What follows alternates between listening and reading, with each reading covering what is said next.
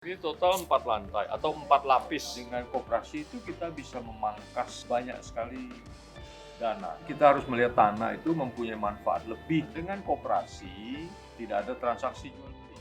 Ngomongin tentang iuran nih, iuran buat anggota koperasi kayak gini gimana sih Pak? Maksudnya skema pembayarannya atau Jadi gitunya? gini, untuk koperasi perumahan itu pertama simpanan pokok itu dijadikan modal untuk membangun. Di samping simpanan pokok itu biasa ada iuran anggota gitu ya. Kan tanah nyewa, jadi tanah disewa dengan iuran.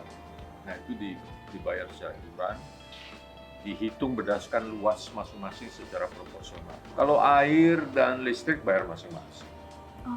Kecuali yang umum ya. Jadi misalnya kalau kita di sini kan ada lampu nih di tempat umum. Nah ini kita tanggung bersama.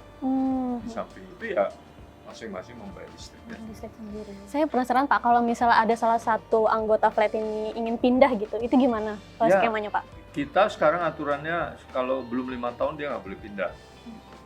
Kemudian dia kalau mau pindah ya uangnya dikembalikan. Jadi pada dasarnya dia tidak memiliki uang yang dia pakai untuk membangun ya, namanya simpanan pokok.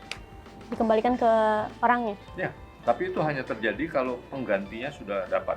Oke. Jadi kalau orang mau pergi, orang yang bersangkutan bersama dengan koperasi mencari anggota baru. Oke. Harus sepersetujuan bersama. Kalau itu sudah dapat, maka anggota baru itu kan membayar. Iya, Simpanan pokoknya itu yang dibayarkan ke anggota yang keluar. Harusnya diambil alih oleh pemerintah tuh. Oh gitu. Ya, mestinya. Tapi saya tidak tahu apa pemerintah mampu melaksanakan itu ya. Tapi pemerintah ini kan bisa pemerintah daerah, Jakarta, bisa juga pemerintah pusat. Pemerintah pusat itu bisa Kementerian Koperasi, bisa Kementerian Perumahan. Menurut saya harusnya bisa mereka membentuk Project Management Office. Berarti itu harapan Bapak ke pemerintah ya Pak? Kalau dari pemerintah harusnya ada peran lain, karena begini, meskipun ini memangkas biaya yang cukup besar, tapi tetap saja ada orang-orang yang tidak mampu ya, jadi masih harus dipangkas lagi gitu.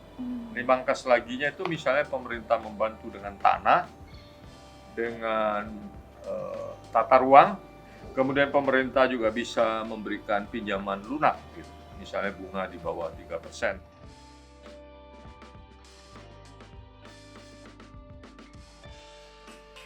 Rumah Flat Menteng bukan hanya sebuah bangunan. Ia menjadi gugatan dan kritik bahwa warga kelas menengah itu berhak untuk mendapatkan hunian di tengah kota.